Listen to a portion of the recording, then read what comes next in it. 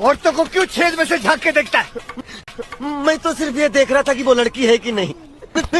ये कुत्ते का पिल्ला नहाती हुई औरतों को देखता है और मेरे को झूठ बोलता है, उल्टे सीधे बहाने बनाता है। हाँ भाऊ, हम तो आपको बहुत पहले बताना चाहते थे, ये हम औरतों के लिए सरदर्द बन गया है। हमेशा पूछता है चोली के पीछे क्या है।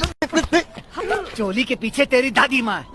आइंदा कभी किसी लड़की को बुरी नजर से झांका ना तो तेरी दोनों गोटियां फोड़ दूंगा और अपनी माँ को भी देखा ना तो भी फोड़ दूंगा। चल जा, निकल ऐसे।